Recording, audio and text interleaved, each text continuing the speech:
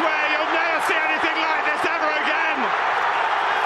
So watch it, drink it in.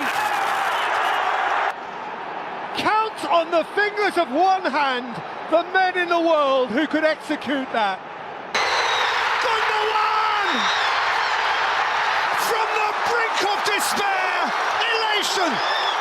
From catastrophe, cacophonic joy, Erling Haaland! Too strong, too fast, by every measurement, in every dimension, Mr. Incredible. Shaw might have thought she'd done enough, but Jill Road made sure of it. He rises to this occasion every time. Rodri! Rodri! Rodri! Rodri! And this is going to be another one. Yes, it is. And the outpouring of emotion from Jack Grealish shows you just what it means. Oh, how about that? This game just gets better and better. That was electric. Pick that out. She fizzed that in. Has a go up. Has a go. Oh, yes! And there are good ones in there. And Kevin De Bruyne has a couple of them now. It's almost not fair. He is that good. And Rodri! It's happening again! And John Stones is denied what would have been a seventh. Brilliant! Just brilliant! On this day of days, has he delivered? Here's Foden, Manchester boy. De Bruyne! So slick! So sharp! Haaland! Again and again and again! It's getting silly. It is just crazy. Lovely finish from Lauren Hemp. Kevin De Bruyne! Oh, wow, that's brilliant! That is magnificent! Game changer! The noisy neighbours have taken over the whole street. And this is a big one. Haaland! That can make the world of difference!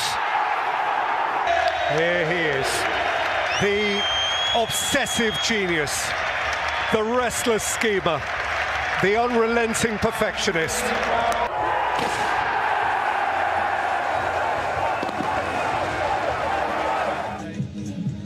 Hello and welcome to Matchday Live. I am on the ground with Paul Dickoff and we are in the capital of Serbia, Belgrade, for this Champions League final group game, Paul. We've had a good few days, haven't we? It's been sensational. The people are fantastic, a little bit crazy. It's been lively on the pitch, been definitely lively off the pitch, but you're going to see loads of content in the show, so we won't give away too much at the minute. We are absolutely not going to make you wait because we're going to head to the studio in Manchester where Natalie is there, and there's some legends there, isn't there, Paul? It certainly is. There's David James, Nedum Onuoha and Shaun Wright-Phillips. Well, let's head to the studio and I'll let you guys dissect how Paul Dickoff just announced the guests. Yes. Thank you so much to FG and to Paul Dickoff. Welcome to Matchday Live. It's going to be a cracking show already. I just know it. Joining me in the studio is indeed Nedum Onuoha, David James and Shaun Wright. I'm not saying it. I'm not saying it. Don't say it, Nedum. You want to say it. I didn't hear it right. What did he say? Small. That's rude. Oh, that's what he said. Coming from him as well. That's rude, you know. I know. I saw him in his mother care outfit. Don't you worry. I heard that FG requests Paul Dickoff, you know, because he's the only one that makes him look tall. This is fair. FG still believes he's 6 foot tall. He does. He still believes he looks like Guardiola as well. Yeah.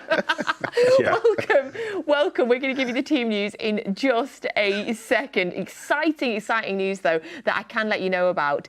Micah Hamilton starts this evening. Academy graduate, just turned 20 years old, making his debut for the first team this evening. So very much looking forward to talking about that and to seeing him play this evening. Before we start, though, thanks for joining us, because you're a bit of a world traveller these days. See, you keep me on my toes, keep me working. No, it's been great. We did the trophy tour in New York and obviously Washington, D.C. I got to meet some cool people, play with some cool kids down in D.C. So it was just a good trip altogether. Oh, nice. Cool people. he's forgetting his brother. Is that, or unless you're talking about Brad? He's included. Is he one of the cool people? Yeah, of course. You know what I mean? That's a former City player, Brad. Right? Why are you looking at me like I don't know? He's not giving a shout out to his family. I just don't name drop. I don't name drop. No, but it's your brother. Yeah, I still don't name drop. Name drop. No, perfect person. I could have name dropped others, but I just chose not to. Yeah, Brad's the most important person there. To me, yes. Yes, and to me. While you've been in America, I've had the pleasure of David's company for a few games. Yes. Nice to see you back as well. Wonderful Thank you. to be back with these two big and small chaps. You've been doing a lot of driving lately up and down the motorways for us. We appreciate it. Yes. He loves that anyway. He used to do that when we used to play together. Yeah. In the Subaru, remember that, J-Mo? Gives me time to think about stuff. Stats. What stats you have next? No stats coming out today. We're just going to enjoy looking at Manchester City's future. Oh, very nice. And I saw you 2 days ago. I was about to say we had an evening together, but that was going to come out really dodgy. We had an evening with Kevin De Bruyne and Nedum and I. That doesn't sound much better, to be honest. but sure, yeah, it was a great event for City in the community. He hosted very well. I was like the warmer pack before Kevin arrived. You were. Kevin was magnificent on the day. So and you were magnificent at the auction as well. And Nedum did the auction for the event the other night. £41,000 was raised for City. It wasn't because of me. It wasn't because of me. It's because of lots of good people that understand what the charity do, and also some great prizes as well. So it was a great day. Very happy. It was a brilliant night for City in the community. Thank you for being there. Right, it is time for the team news. We're going to go back over now to Belgrade. Now, Luton was a great game, but one of my highlights was seeing FG trip up the stairs of Kenilworth Road. So, FG, give us the team news and let us know, have you fallen over today? Welcome back to Belgrade, Natalie. I haven't fallen once in Belgrade, have I, Paul? You've not. He's done his hamstring a few times trying to get up and down these stairs, though, but we'll let him off with that one. Yeah, let's just get on with the team news. We've got the Manchester City team news. I'll tell you what, there's a couple of surprises in there, and it's very exciting for City fans. In goal is Ortega Moreno, and then it is Rico Lewis, and our captain today is John Stones. Manu Akanji plays, as does Sergio Gomez and Calvin Phillips. Mateo Kovacic plays, as does Mateus Nunes. Oscar Bob starts for the first time in the Champions League. Super Jack Grealish, our number 10, plays. And a first start for 20-year-old Micah Hamilton, born and bred a Manchester City fan. Super excited to see. And then the substitutes for Manchester City are on the screen as well. Scott Carson, goalkeeper Trugan from the academy. Kyle Walker, Ruben Diaz, Nathan Ake, Rodri, Alvarez Bernardo, Josko Vardiol, Phil Foden, and two more academy players, Max Elaine and Mamadou Sissoko. Well, there's only one place to start, isn't there? And that is 20-year-old Micah Hamilton, who is making his full Manchester City debut. His first time involved in the team, and what a place to make his debut, Paul. It's absolutely sensational. You know, going off the back of watching the Youth League game today and speaking to Brian Barry Murphy afterwards, you know, he was sort of hinting that Micah was going to be starting but didn't want to tell us. But he's obviously delighted for him. You know, he's had a lot of injuries over the last few seasons and obviously been called up for the first team a few times on the bench, and to get a start here tonight in this arena is going to be amazing for him, but fully deserved. And then Oscar Bob as well, first Champions League start. Rico Lewis is in there. But yeah, no, what an exciting team. What an exciting team indeed, and what a time to be a City fan, because we're already qualified. This game is an opportunity for us to dissect some of our talent that hasn't really played too much. We've got Michael, like we said, he is genuinely born and bred Manchester City fan. He's from the academy. Brian Barry Murphy earlier on spoke to us off camera and said, I'm super excited for him because this means so much to him and his family. We've got Oscar Bob, the wizard. He's a Norwegian international now, but he is from our academy. Of course, we've got Phil Foden, who's sensational, and we've got other players as well to come in. So I mean, let's touch on Calvin Phillips. He's in the starting 11. It's a good chance for him. He's playing Champions League football, and he's one of the senior members of this team tonight, should I say? Yeah, I don't think there's anybody involved in Man City, whether it be fans, whether it be players, whether it be staff, that doesn't want Calvin to do well. You know, he's a fantastic person first and foremost, and he's had a tough time. He openly admits that himself. You know, injuries last season, not really getting his chance this season, but he'll want to come here tonight in the Champions League and show everybody what he's all about. We just want to speak to you real quickly about the atmosphere here. You can probably hear some music in the background, which is from a speaker from somewhere. The stadium at the minute seems calm, but we have been told this is the calm before the madness. For these players in this team, Paul, playing, I think that's a Vuvuzela up there, I've just heard. For the players in this team, the atmosphere plays a part, doesn't it? It doesn't. They'll thrive in it. You know, we were fortunate enough to be able to walk down the tunnel. You know, it took about 2.5 minutes to walk up and down the tunnel before, and it's going to be intimidating for them. But this is what you want. You know, playing the Champions League nights away from home, one of the best atmospheres we believe we're going to find out in Europe. You know, outside, I've never seen so many riot police in my life. I don't know if that's a good thing or a bad thing. Must have seen we were out last night. Right, okay, what we're going to do is we're going to head back to the studio. We've seen the team news, super exciting, but before we do it, Shaun Wright-Phillips and his dress sense. We've seen you, Shaun, and Paul said he wants to say a couple of things. I think, by the way, the combination works perfectly. See, there's just no words. Well, he's run out of words, so we'll just head back to the studio, shall we? Shaun, what have you done to Paul Dickoff? Honestly, have no idea. I just think it's because I'm taller than him. So it just creates that animosity around us both that's been going on for about 10 years or longer. I think you look lovely tonight. I love the purple combination in your outfit. Ignore him. I just like to colour coordinate, that's all. Yes, it's wonderful. It's wonderful.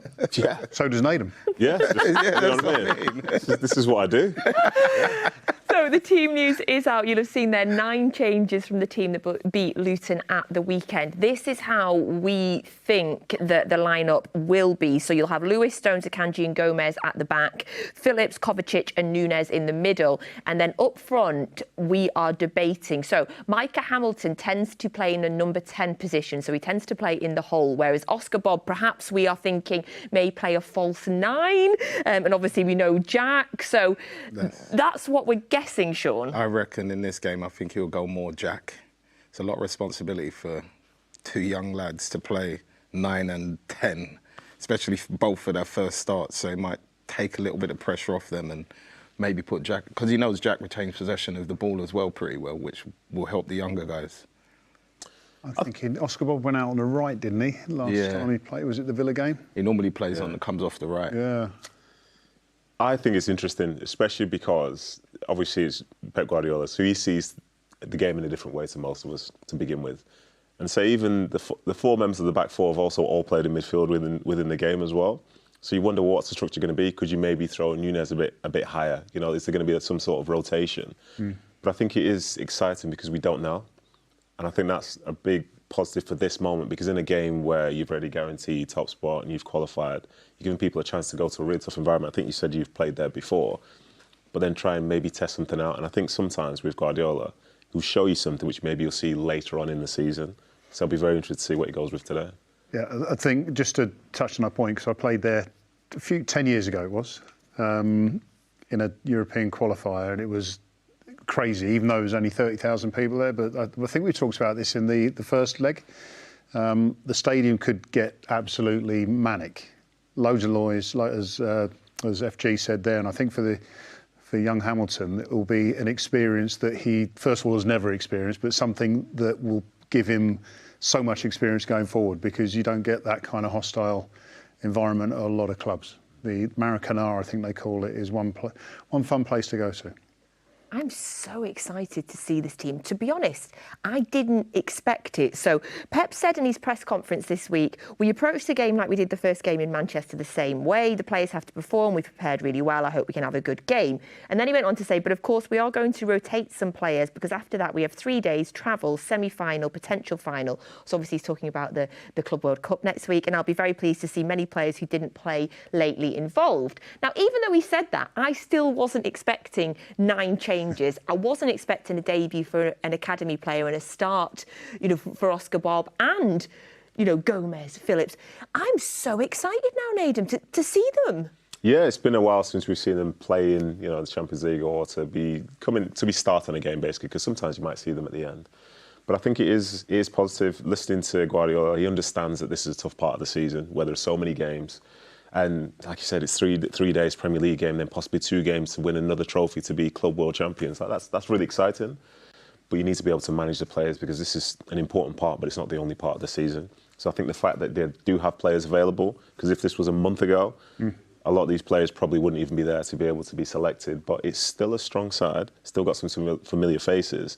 And also, I love getting a chance to see new players, like someone like Micah Hamilton.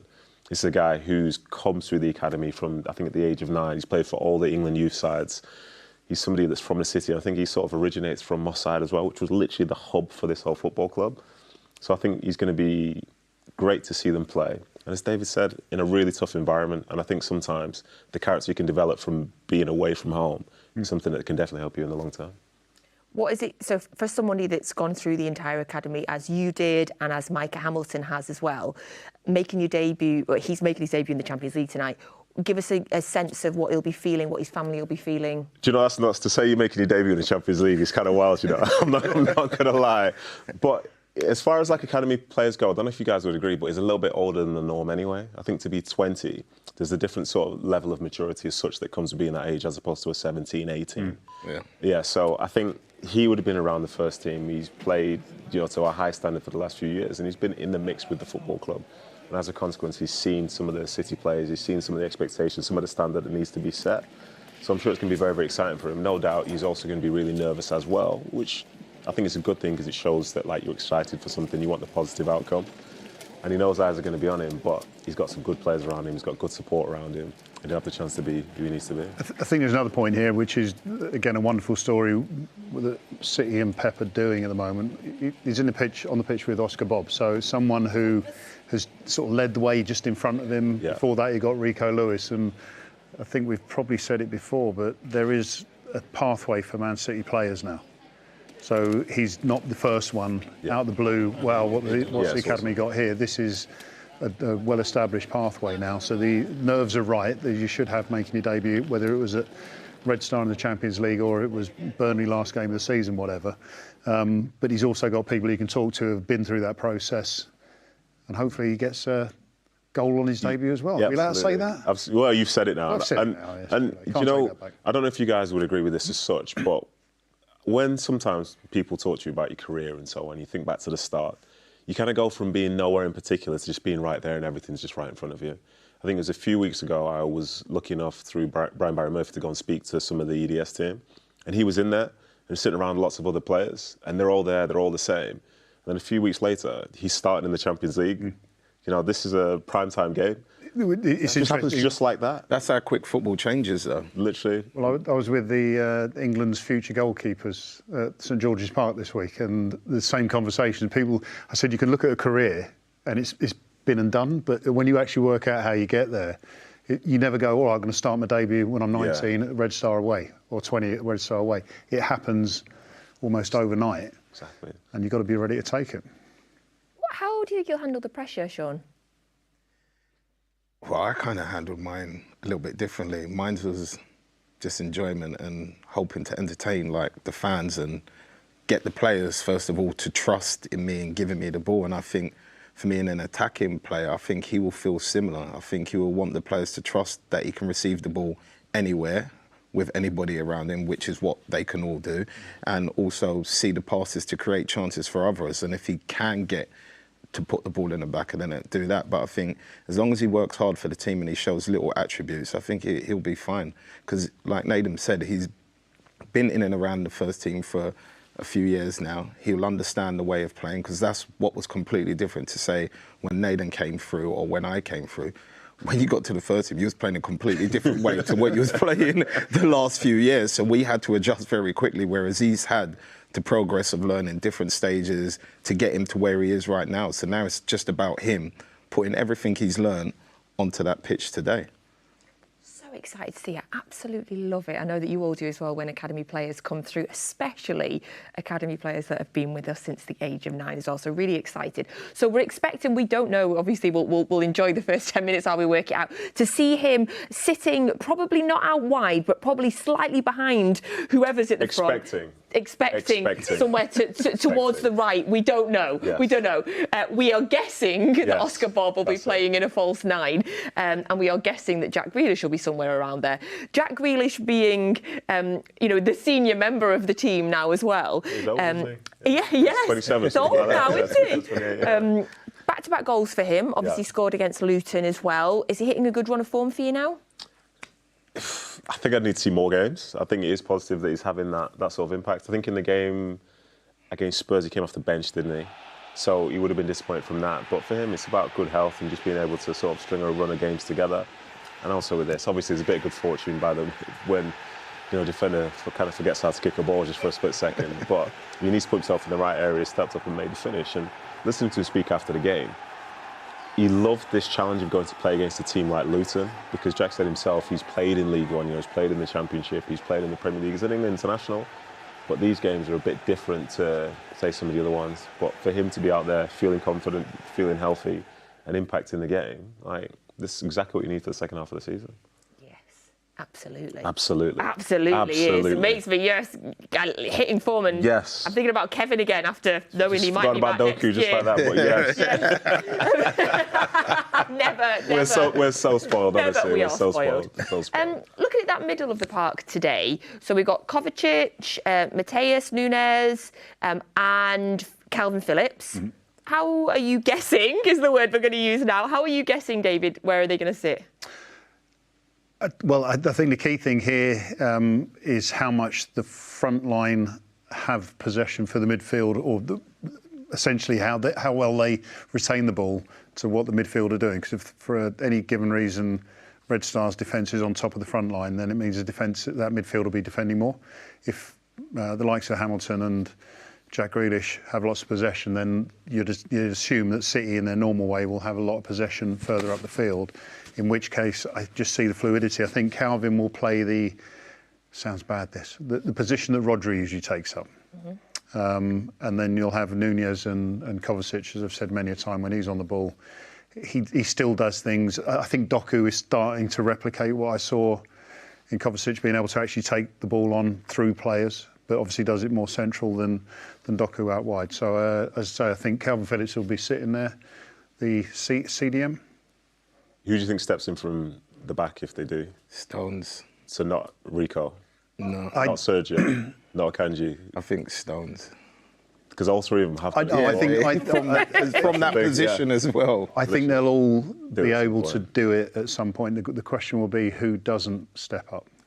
I think Akanji stays. Edison. Because he's on He'll do well. He's not playing yet. It's the only one, but it's technically correct. It's technically correct. I ride with that. It's technically correct. Yeah. And what I do all my homework. Literally, yeah. No, I think that will be the key. Who isn't going to be able to step up, and it's that fluidity. And I think we saw it in the Aston Villa game, which was slightly concerning that they were asked to do too many things at once. Be in midfield because Rodri wasn't there, and be in defence at the same time. Whereas now you got Calvin Phillips. These guys can, as the game suits, can step up into position. And I anticipate that City will have a lot of possession. Hostile as it might be, Red Star in the Champions League is not as good as their league form. Yes, absolutely. We'll get on to Red Star. We'll give you their team news very shortly as well. Thank you, everybody. So excited now, even more excited for this game after this team news now. As always, if you'd like to ask our guests any questions, you can do that using the WhatsApp number. So get your WhatsApp questions into us now, and I'll get through as many as I can with our guests as well. I love your questions. So a little bit earlier on, as always in the group stage games, our youth team played in the UEFA Youth League, a 2-2 draw that they had today. But it means that they've gone so far throughout this campaign undefeated. So a brilliant, brilliant start. They're through to the knockout stages of that as well now. So after the game today, we caught up with Brian Barry Murphy to see what he thought of the game and the campaign. Yes, honours even here in the UEFA Youth League. We are joined by Jemai Simpson. Jemai, first of all, you wore the captain's armband. How was that as an experience? Captain's armband. It was just an honour to captain a team. Good group of lads around me, but unlucky I didn't captain the boys to win. 2-2, a game of real intensity, wasn't it? Yeah, I think it had a really good energy from where I was anyway, and for the last game of group stages I thought we chased the game really well and created numerous chances in the second half, which was kind of good practice for what we could likely face in the knockout stages. How much of a different experience is it? You know, obviously you've got your academy games in Premier League back home, but then to come away to places like this and play against a different sort of style of play. Obviously in the league we're not doing too well as of now. I'm 100% sure we'll bring it back, but coming out here, I like coming out here because the fans are they boost you, they make you want to play better. Spurs you on. Just briefly before, how much of a boosting did you notice in the changing room with the young lads knowing that their teammates are there tonight? They all watch out for the weak leading up, so there's a sense of anticipation because of the status of the group that I suppose the boss may call one or two, and there's all that. I like the fact that they all compete against each other for that chance. But then once one of them gets selected, there's a real sense of like supporting him and like I said, a real buzz around the rest of them, seeing who it is, and obviously it'll be nice for any of them to get minutes tonight. But I'm sure City fans are going to absolutely see more of him very, very soon. It's great to speak to him. Let's head back. Right. Thanks, FG. Thank you, Paul. So it was Brian, Barry, Murphy, and he was also there with Jemai Simpson-Prasai. They were speaking after the draw today, the 2-2 draw that they had in the UEFA Youth League. Congratulations to them all, though, for qualifying for the knockout stages for the second year in a row. We'll be keeping our eyes very much peeled on to see who they get in the next round. Very much looking forward to that already as well. Don't forget to keep your WhatsApp questions coming in as well. Now, before we do give you the Red Star team news for today, FG and Paul Dickoff are out there and we're making them work. They're not on a jolly. They're having a good old work out there. And we wanted to show you as much as we can out there. Also, we always like to show you on our show as well. We like to get the fans involved as much as we possibly can. And so, have a little look at this.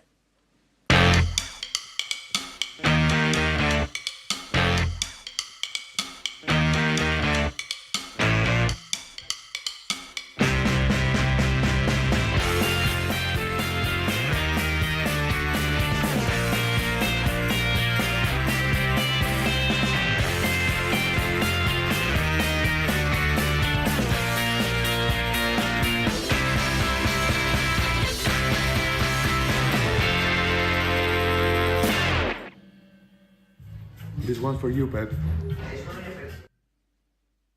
So that was Big John. He's one of the founders of the Hellenic OSC in Athens. He was part of our Matchday live show for the Super Cup back in the summer. He's a huge fan of music and, of course, Manchester City, which has inspired that treble Guardiola cross with David Bowie tattoo. So, wow. What did you think? Did you get the David Bowie straight away? Ziggy Stardust. Yes. Treble tattoo. No, it's good. I'll give you that much, but it's not something I would do. I just got it. Rebel. Rebel. David Bowie. Treble. Oh, that's what it is. So she didn't get it. I didn't get it. I've only just got it. Yeah. Did you get it? No. But in fairness, I remember Big John from being in Athens for that. So it's good to see him, and it's good that you can actually get a tattoo to commemorate something so important. So more power to him. Just it's coming. It's coming. Be patient, everyone. It's coming. You're waiting for your Ziggy Stardust album for Christmas, aren't you? Yes. Absolutely correct. Yes, David. Yes. Thank you so much to Big John there for sharing that with us. Right, we're going to go back over now to FG and to Paul Dickoff. They're going to give us the away team news today for Belgrade. And tell me, FG, is Paul Dickoff behaving himself? Well, I mean, has Paul Dickoff been behaving? What I would like to say to that is what FG and Paul Dickoff does in Belgrade stays in Belgrade. I'll tell you what we're going to do. We're going to announce the Red Star team news, and I've got it for you. In goal is Glazer, and then it is Nedeljkovic, Spajic, Kanga, Undai, Olayinka, Dragovic, who's the captain, Dijga, Bukhari, Mijalovic, and Hwang. It's a tough one, that it was, Paul. But anyway, listen, this is a tough place to go. We've heard news that this team here have won unbeaten at 122 home games, which is a world record.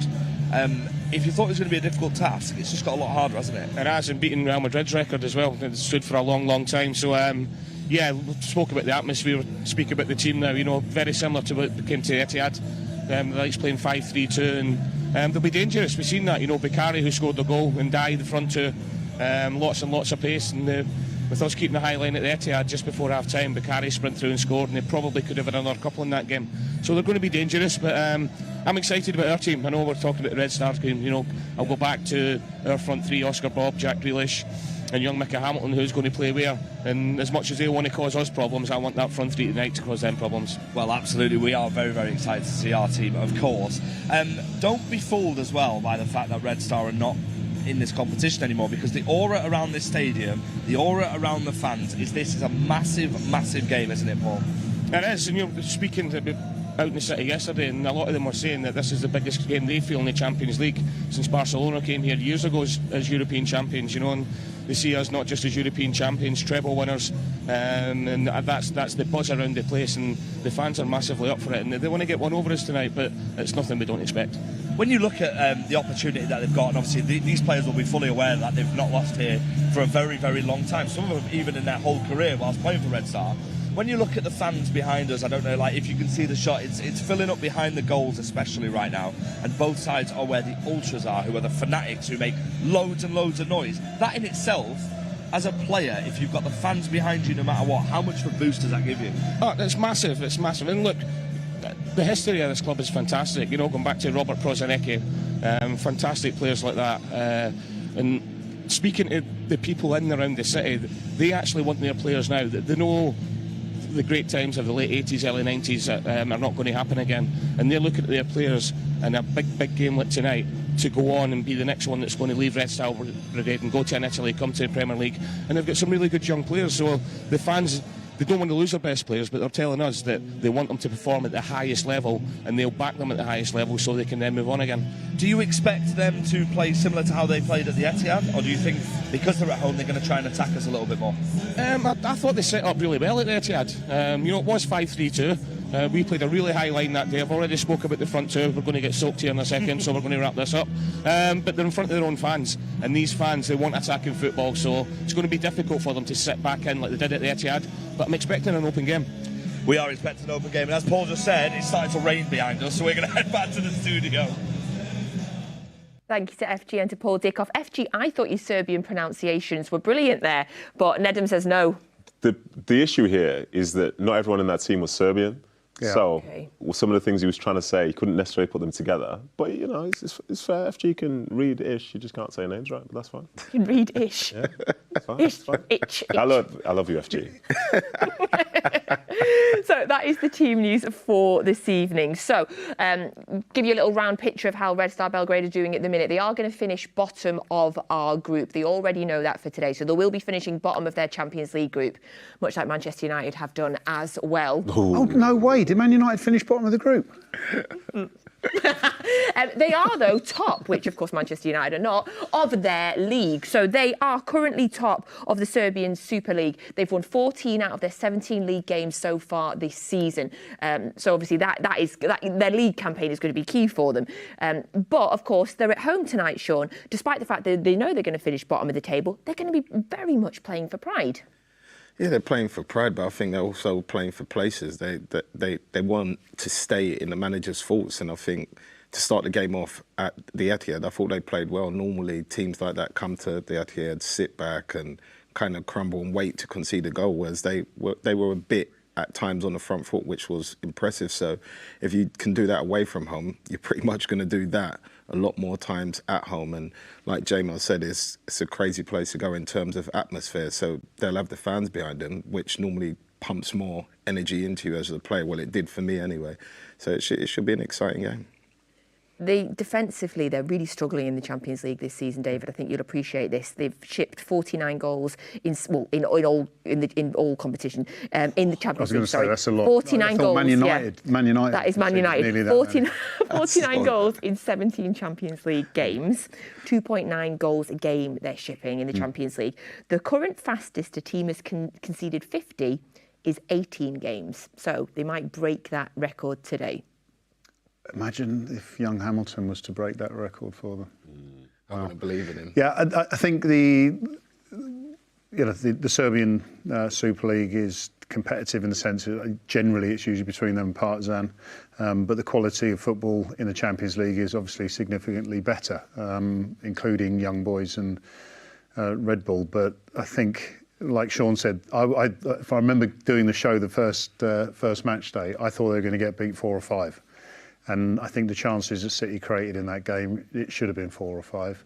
So they got away with a 3-1. I can't, without giving a prediction now, I can't see City being that different to that first game where it gives Red Star a massive chance, but they will come out. They will have fans behind them.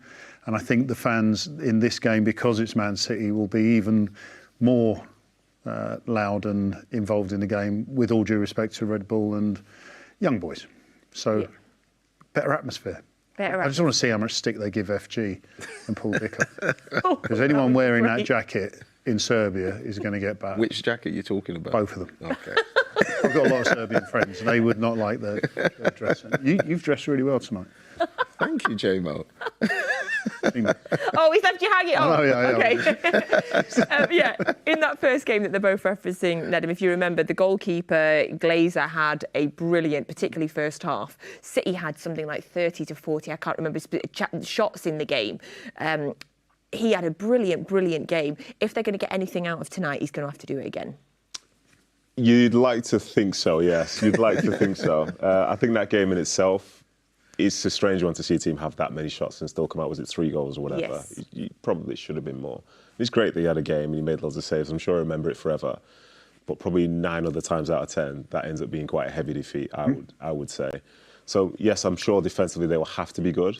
Obviously, the City side is a bit different. I don't think the creativity is as much there in terms of, obviously, compared to like that team itself. But I'd say you're going to want to keep the ball, going to want to create chances. They've got really good attacking talent and they want to win. So I'm sure he'll have to play well. And do you know what's killing me, by the way? Go on. You talk about the atmosphere. I want to say it's partisan, but I can't. Oh, you know what I mean? Wow. But I can't do it. That's what's frustrating me. For any of the Serbian viewers, I'm sorry. I apologise for my friend here. Yeah, I apologise. It just wouldn't Such work. an intellectual joke, It just wouldn't work, yeah. I apologise. Sorry, guys. The one thing they will have with confidence, though, Natalie, is Onyeki, who's their top Champions League goal scorer this season. He's the second leading goal scorer for them this season. I mean, they'll be looking at him to try and create chances. So, and he's not from Serbia. Yeah. Bukhari obviously got the goal in the first leg as well. Of course, they took the lead. Not first leg. Oh my God! Let's not get into that. I'll get into the first game. Bukhari, we're seeing the goal now as well. In terms of their team, is he one that you're going to be wanting us to keep an eye on? Yeah, and again, the thing is, they're top of their league. I mean, it's not like they can't play football. And if you give teams, I'd argue anyone in the Champions League, irrespective of where they are, if you're going to give them time and opportunities like that, I mean, it was still a great finish in the end, then they're capable of punishing you. Because they're out of Europe now, because they can't qualify for the Europa League either, their season ends, I think, in 3 games' time before they have a winter break.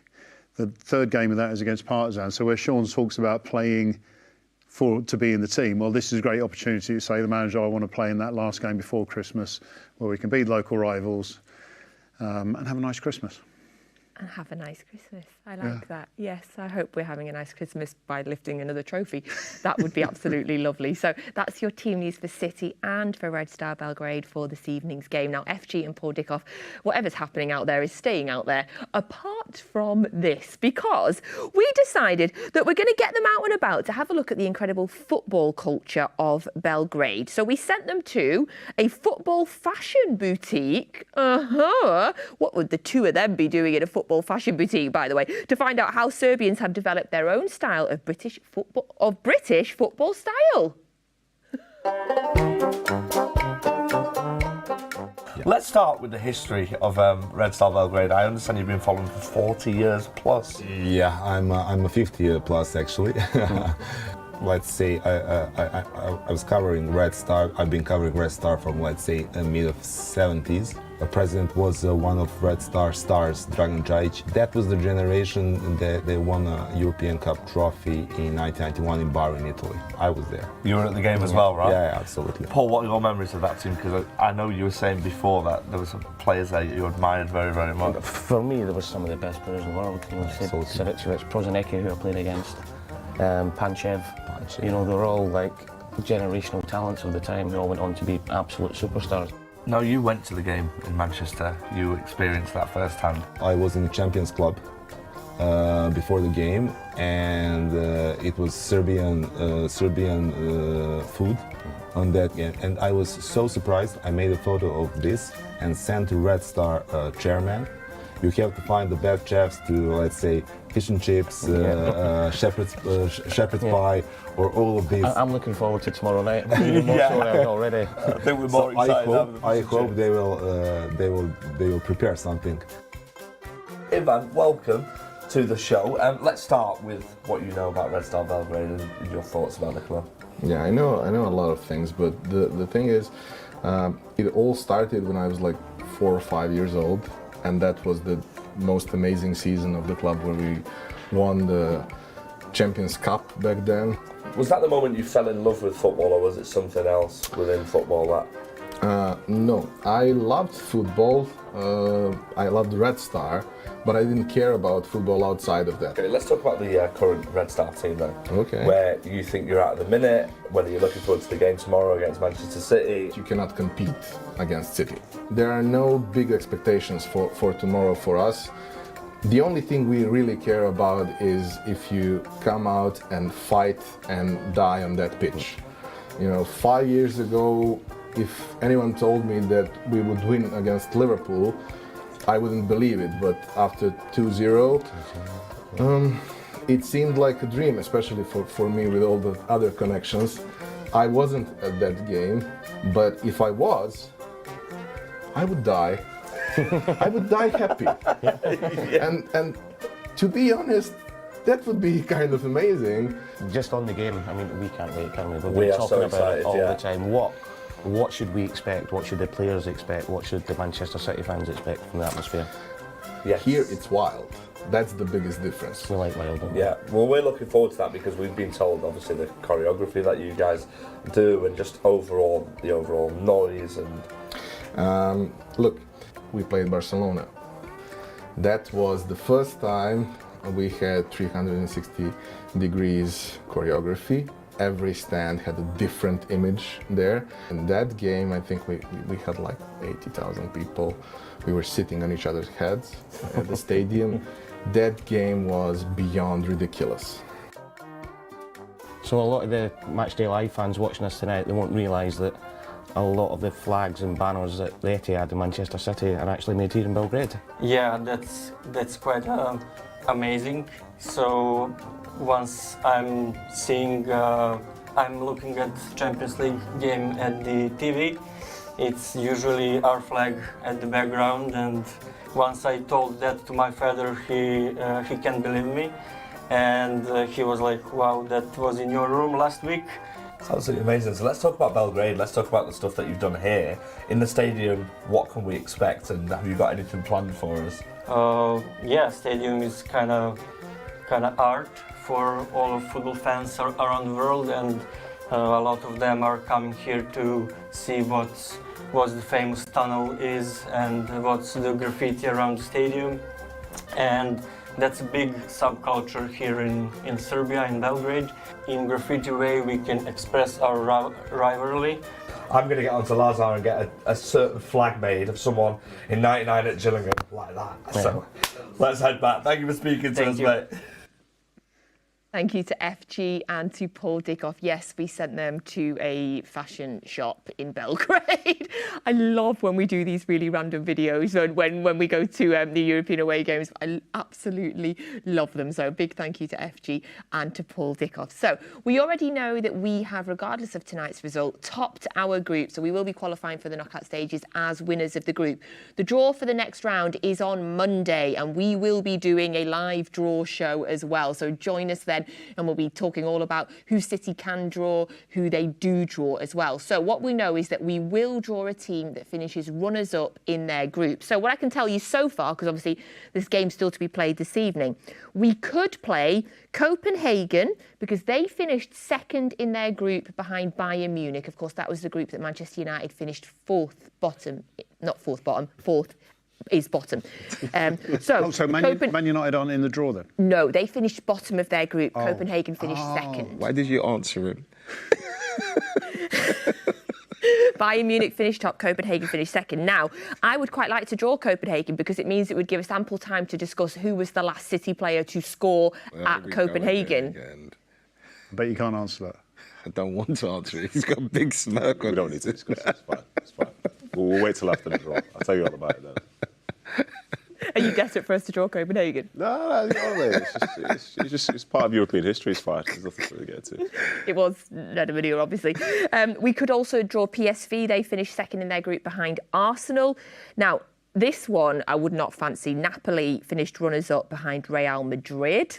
And then Inter Milan finished runners-up behind Real Sociedad, which would, of course, be a repeat of last year's final. It would, though, mean for the hardcore away fans a trip to the San Siro, which I'm sure they would adore. So that is who we know we could draw at the minute. And then tonight, it's a bit complicated. The groups tonight are very close. So from those four... Do you, or indeed anyone, do you care who we draw in the next round? Do you want to face anybody, David? I think the tricky one from the ones that qualified, in fact, would be PSV. They've won every game in domestic league, haven't they? Yeah, they are, and even the game they didn't have to win the other night, but didn't want to lose, and you thought there was a lot more from them that would come for them. But come January, when does it start again? End of January, February? February. City should have certain KDB back. Mm-hmm.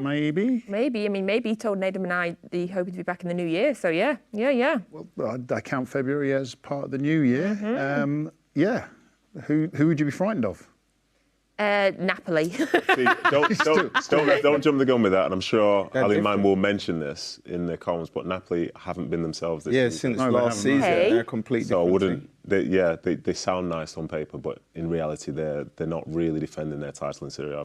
And they only just finished second, didn't they, with a 2-0 win? Yes. They did enough to finish second, but it was last game There's stuff. More to that. Yeah. Okay. More to that, yeah.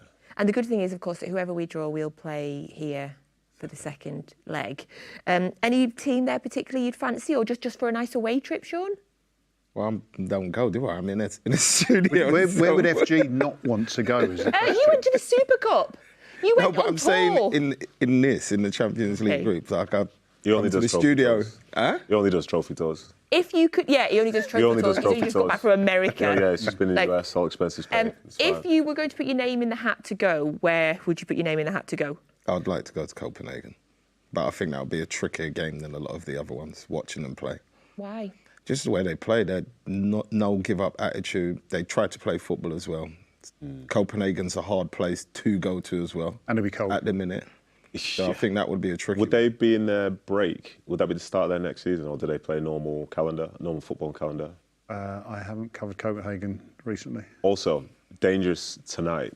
It's potential like PSG or someone like that could be finishing second. And for as much as they're not finishing second. You don't think so? So the situation in that group, Dortmund, PSG and Milan. Dortmund have already qualified, but they could still finish second. PSG could finish top if they beat Dortmund by 2 goals. Newcastle and Milan play each other, but both clubs could still qualify by winning. And if PSG fail to win. Nailed it. Nailed PSG going out.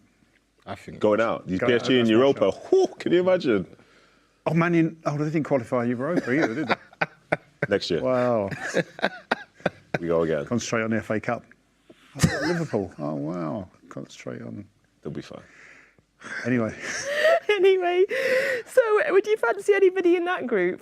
Dortmund, PSG, Milan, Newcastle? Well, we've seen... Did City play Dortmund last year? I feel like they play Dortmund every other year, Pretty much every year, yeah. But then it's the same with Copenhagen at this rate, so... By the way, the Danish Super League is on a winter break and resumes in February. Okay. You'd rather play Copenhagen? Yeah. Yeah, I think so. In terms of that group, I don't know, because by the time February comes, like, people be in different positions, won't they? You know what I mean? There'll be a number of transfers in certain clubs, and we'll be looking at new players and saying, wow, will he make a difference? So yeah, it's too early. Best thing is not to be frightened of anyone. I mean, come on. Just play. Europe in 2 weeks' time could be best team in the world. Yeah. Just as long as you've got the second game at home, does it really matter that much? We do have the second game at home. Yeah. So it could be also Atletico or Lazio. They play each other tonight in the final game. Lazio need to win to finish top. Otherwise, Atletico will finish top. And then it's Barcelona, Porto or Shakhtar Donetsk. That's probably the answer. We're going to play Porto or Shakhtar Donetsk because I feel like we always play them. Barca have already qualified, but they could finish second. Porto could finish top if they beat Shakhtar by 2 goals and Barcelona lose in Antwerp. So still lots of permutations, but are we just all agreeing whatever? We'll take anyone. Yeah. Same as last year, right? Yeah. Right. We come up against, we beat. Nedum would like Copenhagen. You'd like Copenhagen as well.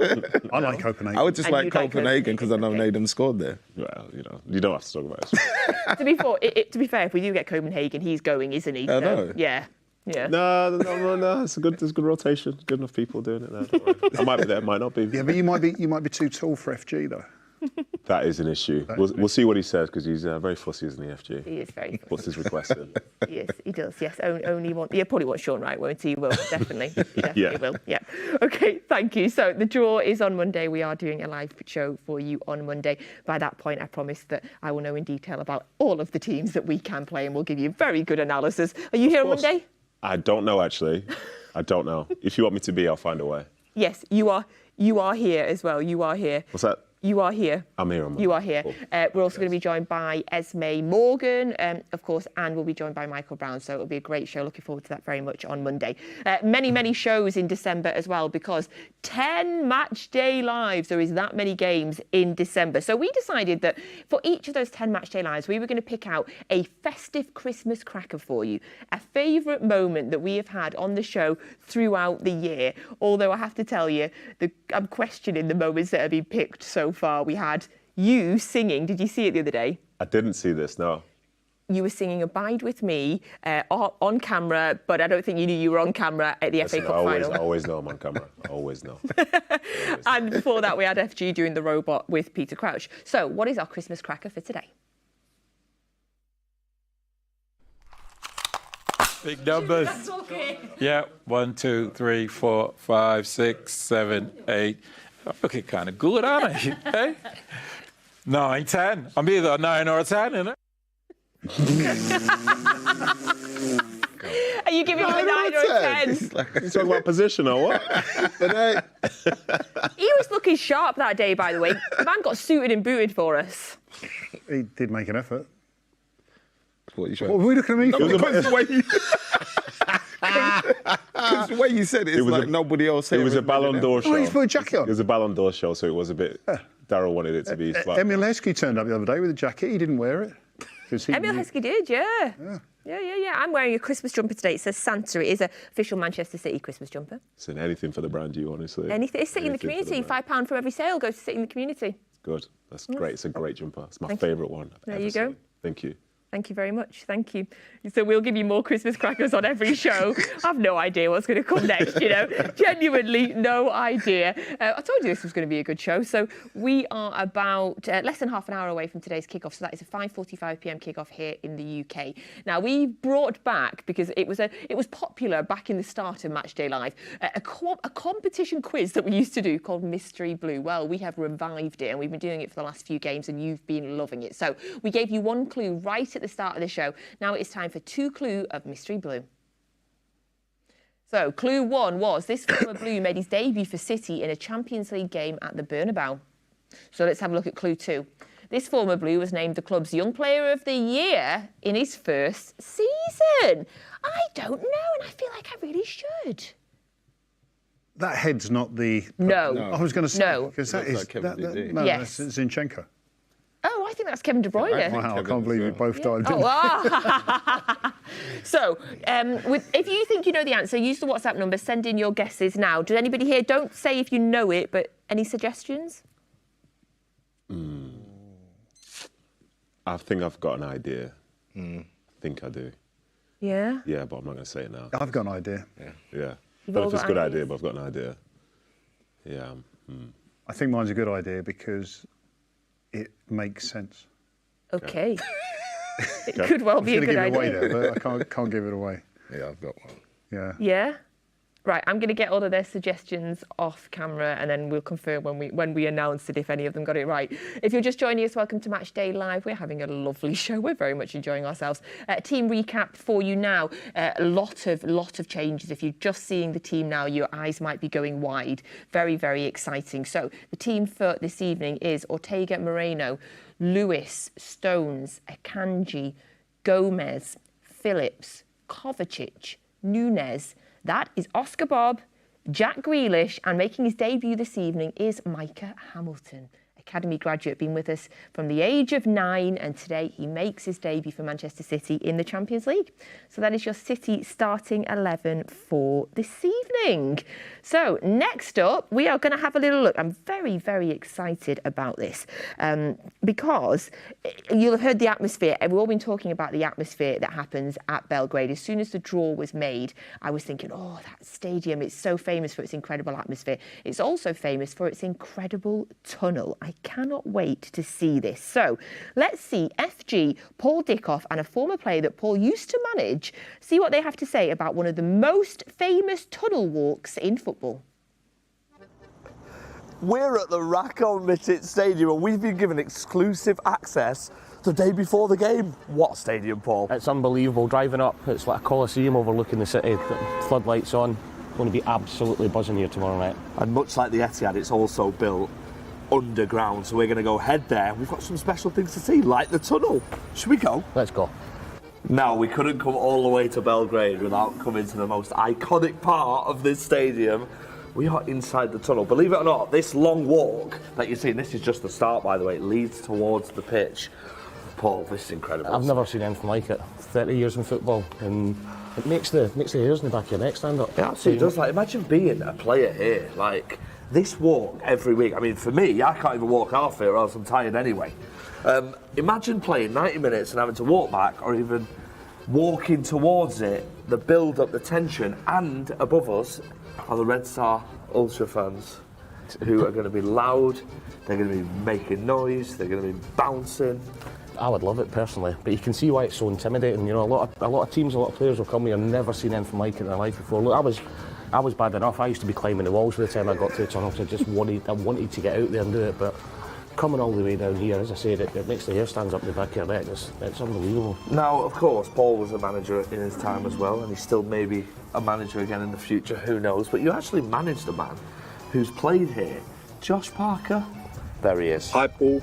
I hope you're well. I hope life is amazing. Off of the pitch, first and foremost. I know you're going to be at the Red Star Stadium right now, the Maracana, the famous Maracana. Everyone knows about the long tunnel walk from the change room to the pitch. There's just like police officers on both sides, like literally there, like it's filmed, like with their truncheons and their helmets on and everything, just stood there in silence. We walked down the tunnel, but then you can just hear the fans jumping on top. Be prepared for a hostile environment, but a beautiful one that I'm sure you will bask in and enjoy. Really take it in. Everything that you're going to see and experience is one of a kind. A lot of things that I learned from you, I took onto that pitch, the passion, the drive, the willingness and wanting to win. I know you're rooting for City. I think City will get the job done, but I hope you have an amazing time and hopefully I'll speak to you soon. Josh, what a guy, eh? What a top guy. You know, I was gutted about him. He got injured very early on at Oldham, and he was a top player. Now let's talk about what he said in that video about the police being around. So that adds a bit of an extra edge to this. Police on either side, fans jumping up and down. It just adds to an incredible pre-match experience for any player. Look, they've got to use it to their advantage. You know, I think their home records, and somebody said earlier they've not been beat at home in the league since 2017. And they beat Real Madrid's record as well. Yeah, you can understand walking down here how intimidating it's going to be for the players. I mean, there's a potential as well on Matchday that we might see some of the younger lads play, and I mean, it doesn't really get much better than this. Will it be a shock to the system? I mean, you know, guys like Phil and Rico and Oscar, I think with the mentality they've got, they're going to love it, aren't they? They are, but it will be a bit of a shock. But you've got to use that to drive you on, you know. But what an experience it's going to be. Even some of the senior players, you know, I don't know how many of our lads have played here before, if any. So to come down here to experience it, and as you said, you can only... It's eerie enough as it is just now. So when you think with the police coming down both sides and then walking out, as you know, he's rightly said, they've got the crazy ultras up the top there. So you've got to thrive in it. You know, you've got to use that to your advantage. And if you're not getting spurred on anyway to play in a Champions League game, wow, what a place to come and do it. What a place to come and do it again. Unfortunately, I'm not going back there because look how far it is, and we're only halfway down the tunnel. The pitch is over there. You have to go a couple of flights of stairs and stuff. But me and Paul are going to go and attempt that. But this is probably the most incredible thing we've seen. It was great to speak to Josh. It was great to speak to you as well, Paul. Yeah, he's done his other hamstring. I will not be going anymore. I'm just going to walk this way and not that way again. Well, Paul, there you have it. What a stadium. It's absolutely sensational. I cannot wait to see what it's going to be like tomorrow night. City fans are going to be right there. Ultras everywhere around. Wow. This place is going to be absolutely electric at kick-off, and I can't wait.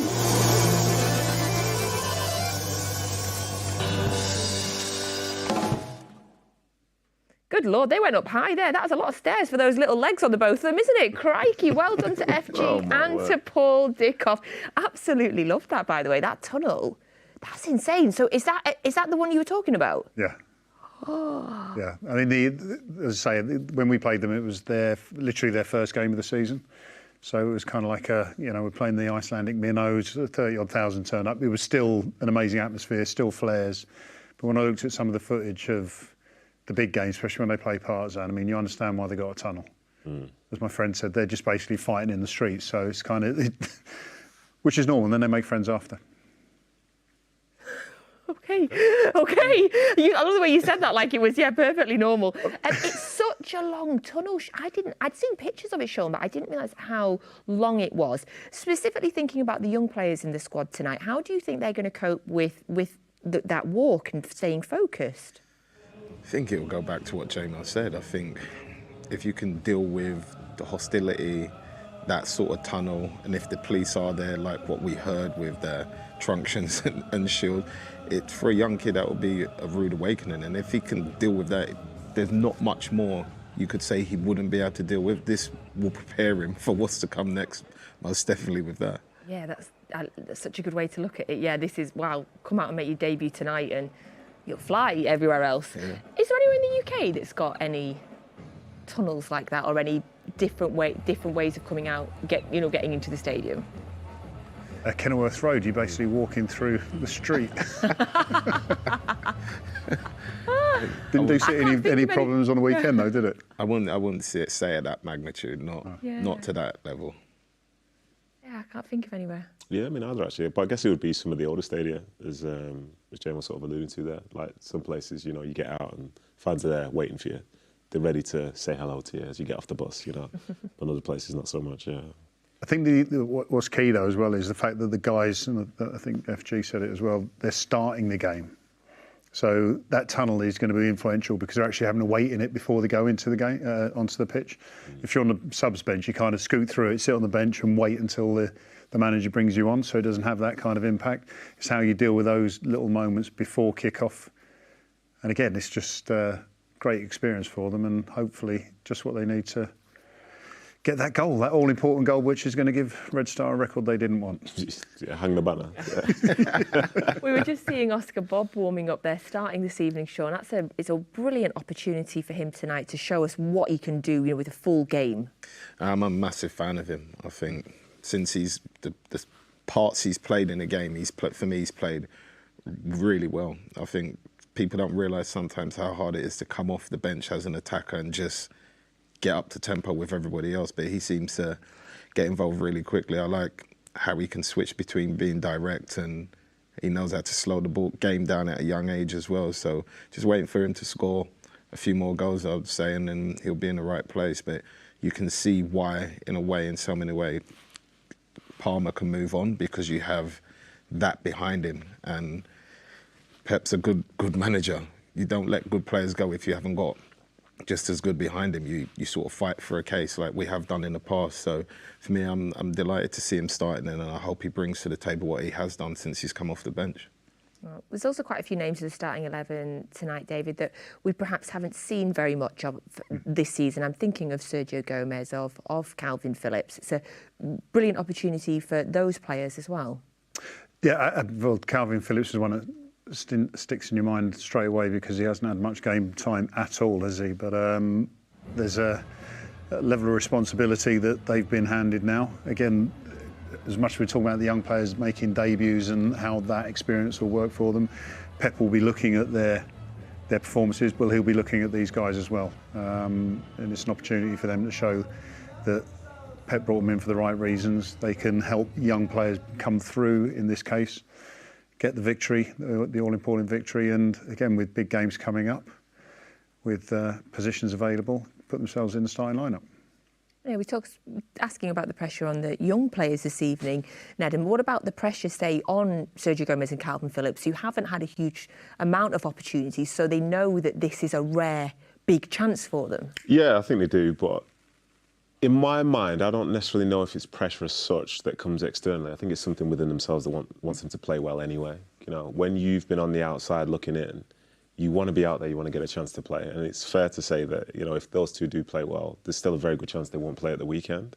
I think that tends to be the trend at this moment in time. So a chance to go and play, like every player wants to play well, every player wants to win, and when you've not had the opportunity to do so, it can be quite frustrating, but they're going to go out there, they're going to do their best, and these are good players. You know, Calvin Phillips is an England international. Sergio Gomez is someone that, you know, has come through the Spanish, like, I forgot this.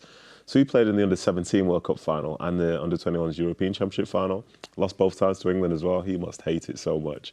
But he's played in big, you know what I mean? He's played in big moments. He's played in big games. He's felt the level of expectation of being at City. And he's played in big games for City before in the Champions League. So it's disappointment for him not playing every week, but he's great. Like, when you can be thrown in a Champions League game, I mean, things are all right. Hoping used to be the Carabao Cup. Used to be the Carabao Cup. Carabao Cup away from home. Like, it's an absolute trap game. Like, go on, guys, go get a run out. Was I in goal for that? Oh gosh, bad news. Those games, bad news. Very much hoping they all, Calvin Phillips, and they all smash it this evening. Right, we're going to go back over to Belgrade now. We're going to get the final thoughts before the game of FG and of Paul Dickoff. Yes, thank you. Welcome back to Belgrade for our final thoughts before the game. Now, you can probably see behind us the goalkeepers are actually warming up. There is an 18-year-old young man there, True Grant, who is involved in the warm-up. So we just saw him come out. Where the tunnel was, there was a lot of noise from the ultras, wasn't there, Paul? And he was just taking it in. What a moment for him. It was. Look, the atmosphere's slowly building up, but just got a little glimpse of what it's going to be like in the goalkeeper. I've never heard boos like it. The stadium's not even a quarter full yet. So, but yeah, fantastic for young True as well. You know, he's a top goalkeeper and being in the company of Scott Carson over there and Stefan Ortega. It's a fantastic night for him. And, you know, there's a possibility tonight, and we're just talking about it off camera, that, you know, we've got 3 academy kids in the starting lineup, 3 in the bench, 4 if you include True.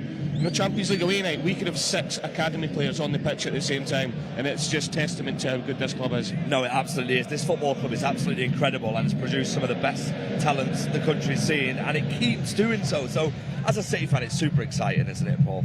Yeah, it is, and I'm excited with this team tonight. You know, a lot of players not really been in the team. John Stone's coming back in as well. You know, he's been in, he's been out. Got a few minutes on Sunday at Luton, and then obviously Calvin Phillips in there as well. Rico coming back in, and yeah, I'm super excited about this front 3. I want to know who's going to play in that false 9. Is it going to be Micah? Is it going to be Oscar? Could Jack Grealish go in there and the other 2 play wide? Or could they just interchange all the way through it? So it's going to be great to see. You know what? The mad thing is, we were speaking about this off camera, it could be genuinely anyone. It could even be Rico in there, knowing how much of a genius Pep is. But look, we're going to head back to the studio, and we're going to let you guys unpick what the lineup is. Starting with you, Nedum. No, we've already done it, haven't we? Was that an FG call out? Yeah. Wow. Isn't it recording that live? Yeah, he's saying he thinks you can't guess what the lineup's going to be. To be fair, you can't either. It's just 11 players go out onto a field, perform. Seen that tunnel does funny things, Jared. It does. All those wavy lines. We're about 7 minutes away from tonight's kickoff. Don't forget, as always, you can get full match commentary this evening on the Manchester City app. If you're not currently watching us on there, get over to there now, and you are going to get the wonderful Alistair Mann with your commentary this evening. So, best place always to get your commentary. So, give us a quick score prediction, gents. It's that time again. Yes, it is, because we're 7 minutes away and they're about to start walking down the tunnel. So, what do you think, Nedum? I usually say wins, but I'll just be a bit conservative and just say 2-2 draw today. 2-2 draw, OK. David? I'm going to go for a 3-2 win. Michael walking out last as well. I like that. Okay. Flex. I'm going 3-1 City.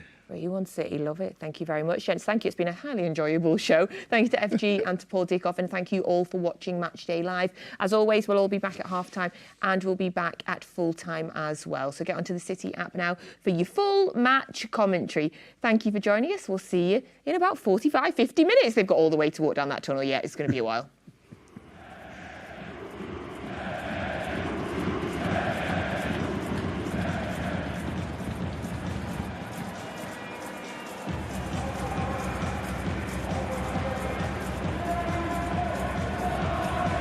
Well, thank you, Natalie. Well, already safely through to the knockout stages as group winners. Tonight, City have the opportunity to maybe do a first and win all 6 group games for the first time in their